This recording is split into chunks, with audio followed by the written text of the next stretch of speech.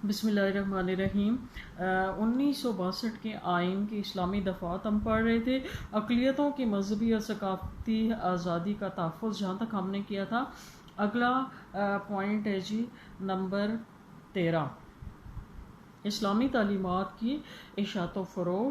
آئین کی روح سے حکومت پاکستان پر لازم کر دیا گیا کہ وہ اسلامی تعلیمات کی اشاعت و فروغ کے لیے اقدامات کرتے ہوئے قرآن مجید اور اسلامیات کی تعلیم عام کرے گی۔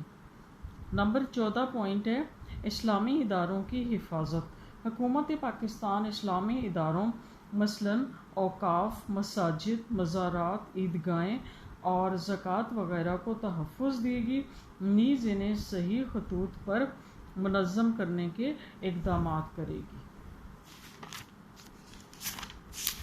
اس کے بعد اگلا پوائنٹ ہے جی قومی زبان۔ اس دستور میں اردو اور بنگالی دونوں کو قومی زبانیں قرار دے دیا گیا۔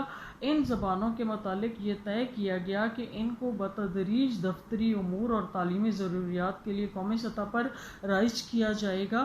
تاہم یہ قرار پایا کہ انتظامات مکمل ہونے تک انگریزی کو ہی سرکاری زبان کے طور پر استعمال کیا جاتا رہے گا۔ اگلا پوائنٹ ہے طریقہ ترمیم۔ اس دستور میں ترمیم کا ایک خاص طریقہ وضع کیا گیا کہ قومی اسمبلی 2/3 اکثریت سے کوئی بھی ترمیم منظور کر سکتی ہے، لیکن یعنی 2/3 اکثریت اگر قومی اسمبلی کو حاصل ہوگی تو وہ کوئی بھی ترمیم ہو جائے گی کسی بھی آئین کی کسی شق میں، لیکن یہ ترمیم اس وقت باثر ہو سکتی تھی جب اس کو صدر مملکت کی منظوری بھی حاصل ہو۔ یعنی ان کی جو 2/3 ہے وہ تو ہے ہی ہے، لیکن وہ اپلیکیبل کب ہوگی، ترمیم ہوگی کب، جب صدر مملکت کی منظوری ہوگی۔ اگلا پوائنٹ ہے شریعت۔ ملک سے صوبائی تعصب اور تنگ نظری ختم کرنے کے لیے واحد شریعت پاکستانی ہونے کا اصول اختیار کیا گیا، یعنی ایک شریعت۔ اس کے بعد اگلا ہے حق نمائندگی۔ دونوں صوبوں میں اسمبلیوں کے ارکان کی تعداد 155 مقرر کی گئی۔ ان میں سے 150 ارکان کا انتخاب ہوتا تھا، جبکہ 5 نشستیں عورتوں کے لیے مخصوص تھیں جو صوبائی اسمبلیوں کے ارکان کے ذریعے منتخب ہوتی تھی۔ اسمبلیوں کی آئینی مدت 5 سال تھی۔ اس کے بعد ہے جی دستوری ادارے۔ دستوری ادارے 1962 کے دستور میں مندرجہ ذیل ادارے قائم کیے گئے۔ نمبر 1 ہے جی اسلامی مشاورتی کونسل۔ یہ کونسل صدر پاکستان قومی اسمبلی صوبائی اسمبلیوں کو مشورہ دیتی تھی کہ آیا مجوزہ قانون قرآن اور سنت کے مطابق ہے یا نہیں۔ اس کے بعد ہے ادارہ تحقیقات اسلامی۔ کونسل کے تعاون کے لیے ایک اسلامی تحقیقاتی ادارہ بھی قائم کیا گیا جسے اسلامک ریسرچ انسٹیٹیوشن۔ یہ ادارہ اسلامی اصولوں اور تعلیمات کو زمانہ جدید کے حالات کے متعلق تحقیقات کرتا تھا تاکہ صحیح معنوں میں ایک اسلامی معاشرے کا قیام عمل میں لایا جا سکے۔ اگلا پوائنٹ ہے سپریم جوڈیشل کونسل۔ یہ council chief justice of Pakistan, supreme court کے 2 سینئر ججوں یعنی ایک چیف جسٹس، ایک سپریم کورٹ کے 2 سینئر جج اور صوبائی ہائی کورٹس کے چیف جسٹس پر مشتمل ہوتی تھی۔ یعنی اس میں کتنے لوگ تھے؟ 2 اور 1 3 اور 2 5 لوگ۔ یہ کونسل اعلیٰ عدالتوں کے ججوں کے لیے ضابطہ کار مقرر کرتی اور ان کے خلاف دائر کردہ مقدمات کا فیصلہ کرتی تھی۔ قومی اقتصادی کونسل۔ یہ کونسل ملک کی اقتصادی ترقی کے لیے منصوبہ بندی کرتی تھی اور اس کے ساتھ ساتھ زیر تکمیل منصوبوں کے کام کا جائزہ بھی لیتی تھی۔ کونسل کے فرائض میں یہ بات بھی شامل تھی کہ وہ مالیاتی، تجارتی اور معاشی پالیسیوں کے سلسلے میں منصوبہ بندی کرے اور انہیں مرکزی اور صوبائی حکومتوں کو پیش کرے۔ اس کے بعد ہے جی قومی مالیاتی کمیشن۔ یہ کمیشن مرکزی وزیر خزانہ اور صوبائی وزراء خزانہ پر مشتمل ادارہ تھا اور مرکز اور صوبوں کے مابین مختلف ٹیکسوں کی تقسیم کی سفارش کرتا تھا۔ اگلا پوائنٹ ہے پبلک سروس کمیشن.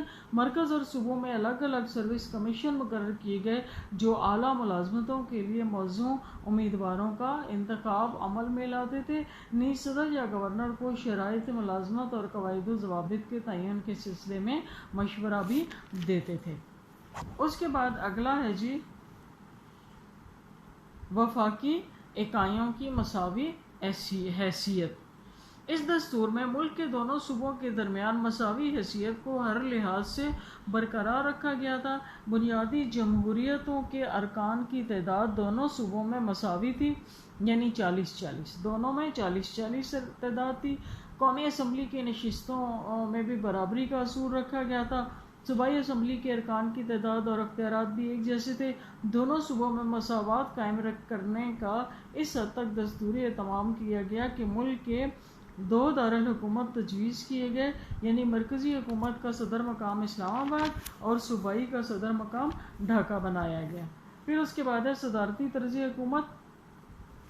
1962 کے آئین میں صدارتی طرز حکومت اپنایا گیا. صدارتی طرز حکومت کے سربراہ حکومت کا انتخاب ایک خاص مدت کے لیے ہوتا تھا اور اسے مقررہ مدت سے پہلے اس کے عہدے سے نہیں ہٹایا جا سکتا تھا.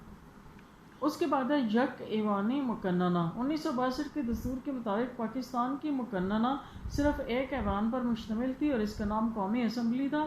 قومی اسمبلی کے کل 1956 ارکان تھے، جن میں سے 6 نشستیں خواتین کے لیے مخصوص تھیں.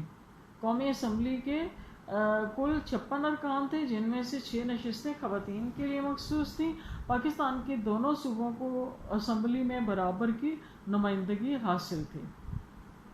وفاقی طرز حکومت میں مقننہ کے عموماً 2 ایوان ہوتے ہیں. ایک ایوان آبادی کے تناسب سے منتخب ہوتا ہے اور دوسرے صوبوں یا اکائیوں کی نمائندگی کرتا ہے، مگر پاکستان میں ایک ہی ایوان سے دونوں کام لیے گئے، اس لیے دنیا میں یہ اپنی طرز کی مثالی یک ایوانی وفاقی مقننہ تھی. اس کے بعد ہے رہنما اصول. نئے آئین کا ایک حصہ ان اصولوں پر مشتمل تھا جنہیں ملحوظ رکھنا حکومت کا اخلاقی اور قومی فریضہ تھا اور ان کا نفاذ عدالتیں نہیں کر سکتی تھیں اور نہ ان کے بارے میں کسی قسم کی عدالتی چارہ جوئی کی جا سکتی تھی.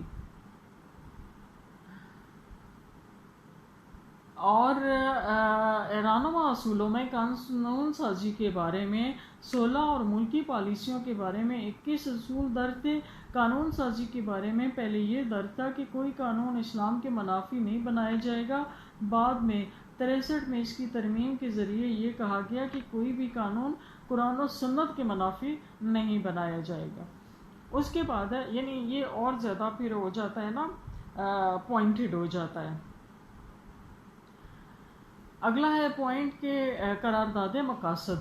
1949 کی قرارداد مقاصد کو دستور کے ابتدائیہ کے طور پر شامل کیا گیا. اور اس کے بعد اگلا پوائنٹ ہے بنیادی حقوق کی ضمانت. قبل ازیں اس دستور میں بنیادی حقوق کی کوئی ضمانت نہیں تھی، بلکہ انہیں صرف دستور کے رہنما اصولوں میں درج کیا گیا تھا. لیکن 1963 میں بنیادی حقوق کا بل منظور کیا گیا. اس ایکٹ کے مطابق ریاست کا نام اسلامی جمہوریہ پاکستان قرار دیا گیا اور تمام بنیادی شہری حقوق کی باقاعدہ ضمانت دی گئی. اس طرح بنیادی حقوق کے بارے میں ہر شہری کو عدالت میں چارہ جوئی کرنے کا حق حاصل ہو گیا.